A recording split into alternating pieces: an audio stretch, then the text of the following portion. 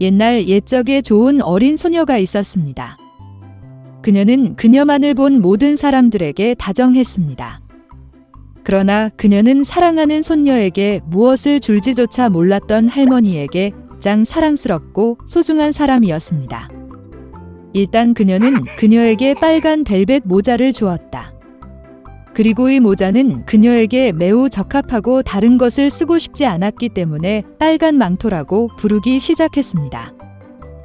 그녀의 어머니가 할머니에게 케이크 한 조각과 와인 한 병을 가져다 달라고 요청했을 때 그들은 그녀가 아프고 약하다고 말합니다. 그것은 그녀에게 좋을 것입니다. 그녀는 어머니에게 길에서 도망치지 말라고 명령했습니다. 그렇지 않으면 그녀는 떨어져서 병을 부수고 할머니는 아무것도 얻지 못할 것입니다. 그리고 그녀가 할머니에게 올 때 그녀는 그녀에게 인사하는 것을 잊지 않습니다.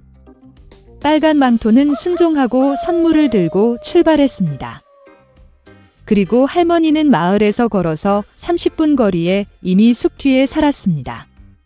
그리고 빨간 망토가 숲에 들어가 자마자 늑대를 만났습니다. 그러나 소녀는 그것이 어떤 종류의 사나운 짐승인지 알지 못했고 그를 두려워하지 않았습니다. 그녀는 정중하게 인사했습니다. 늑대는 또한 매우 예의 바르게 행동했기 때문에 빨간 망토는 늑대에게 사랑하는 할머니에게 선물을 가져오고 있다고 말했습니다. 그리고 할머니 댁에 가는 방법을 이야기하는 동안 늑대는 노파뿐만 아니라 예쁜 여자도 어떻게 먹을 수 있는지 스스로 생각했습니다. 그리고 늑대는 빨간 망토에게 아름다운 꽃이 가득한 거대한 초원을 보여줄 생각을 했습니다. 빨간 망토는 많은 멋진 꽃을 보며 할머니에게 신선한 꽃을 가져다 주는 것이 좋을 것이라고 생각했습니다. 네, 길에서 멀리 도망쳐 꽃을 모으기 시작했습니다. 그녀가 꽃 한 송이를 조금 골라서 다른 꽃이 손짓하는 대로 놨고 그 후에 달릴 것입니다. 그래서 그것은 숲의 깊숙한 곳으로 더 멀리 갔다. 그리고 늑대는 곧장 할머니 집으로 달려가 문을 두드렸습니다. 할머니는 거기 누구냐고 물었다. 그리고 늑대는 파이와 와인을 가져다 준 사람이 빨간 망토라고 야는 목소리로 대답했다. 노파는 믿고 걸쇠를 누르고 들어가라고 명령했습니다. 늑대가 걸쇠를 누르고 문이 열리고 할머니의 오두막으로 달려갔습니다. 나는 할머니의 침대로 달려가 즉시 삼켰다. 그런 다음 그는 할머니의 드레스와 모자를 머리에 쓰고 잠자리에 들고 기다렸습니다. 그러는 동안 빨간 망토는 달려가 꽃을 쫓아다녔고 꽃을 챙길 수 있는 만큼 꽃을 모았을 때 다시 할머니에 대해 생각하고 집으로 갔다. 그녀는 문이 활짝 열려 있다는 사실에 매우 놀랐고 그녀가 방에 들어갔을 때 할머니에게 외쳤다. 대답이 없었다. 손녀가 침대로 올라와서 보았습니다. 할머니는 누워 있으셨고 그녀는 코에 모자를 씌웠습니다. 빨간 망토는 할머니가 왜 그렇게 큰 귀를 가졌는지 당황하게 물었다. 그리고 늑대는 할머니의 목소리로 대답했습니다. 그러자 빨간 망토는 할머니가 왜 그렇게 큰 눈을 가졌는지 물었습니다. 당신을 더 잘 보기 위해 늑대가 대답했습니다. 그리고 팔이 너무 커서 잡기 쉽습니다. 그리고 빨간 망토가 늑대의 입을 보고 할머니가 왜 그렇게 끔찍한 큰 입을 가졌는지 물었을 때 늑대가 그녀에게 쿵쿵 소리를 지르며 비명을 질렀습니다. 그리고 그가 담요 아래에서 튀어나와 가난한 소녀를 삼킨 방법. 이런 식으로 충분히 먹은 늑대는 다시 잠자리에 들고 잠이 들었고 가능한 한만이 코를 골기 시작했습니다. 그때 한 사냥꾼이 할머니 댁을 지나가고 있었는데 코골이 소리가 들리더니 할머니에게 무슨 일이 있었는지 궁금해했습니다. 그는 집에 들어가 침대로 가서 늑대가 그곳에서 자고 있는 것을 보았습니다. 그리고 그는 이 악당을 오랫동안 사냥해왔습니다. 그는 총으로 그를 죽이고 싶었지만 늑대가 아마도 그의 할머니를 삼켜버렸고 그녀는 여전히 구할 수 있다고 생각했습니다. 그래서 그는 쏘지 않고 늑대의 입을 크게 벌리고 빨간 모자가 번쩍이는 것을 보았습니다. 한 소녀가 입에서 튀어나와 할머니가 즉 거기에 있다고 말했습니다. 사냥꾼은 늑대의 입을 더 크게 벌렸고 늙은 할머니는 어떻게든 빨간 망토 뒤로 빠져나갈 수 있었습니다. 그들은 기뻐했고 사냥꾼에게 포옹하고 감사하기 시작했습니다. 그들은 교활한 늑대에게 교훈을 주기로 결정했습니다. 그들은 가능한 한 빨리 큰 돌을 가져와서 늑대의 입과 배에 넣고 마당으로 데려갔습니다. 늑대가 깨어났을 때 사냥꾼을 보고 도망가려고 했지만 돌의 짐을 견디지 못하고 땅에 떨어졌습니다. 이것은 세 사람 모두를 기쁘게 했고 늑대는 일어나서 그 무거운 배를 어두운 숲으로 간신히 끌어들였습니다.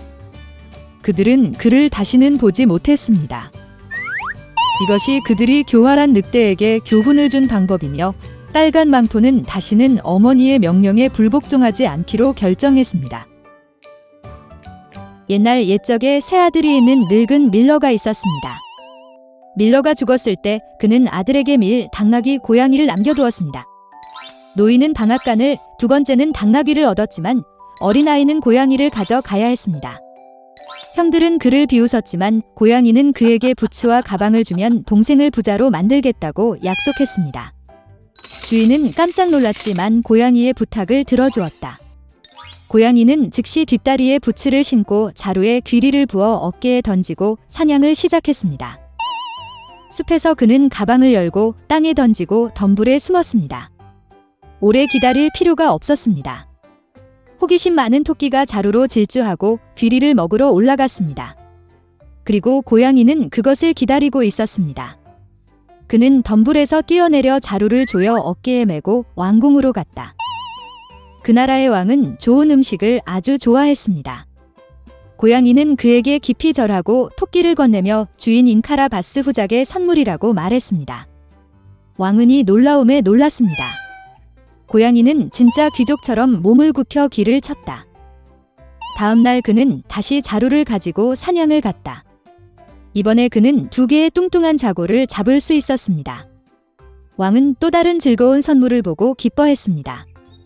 몇 주 동안 계속해서 고양이는 왕에게 자고와 토끼를 계속 입었습니다.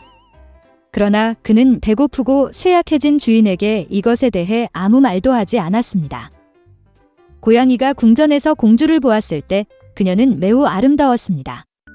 고양이는 그녀가 주인에게 훌륭한 아내가 될 것임을 깨달았습니다.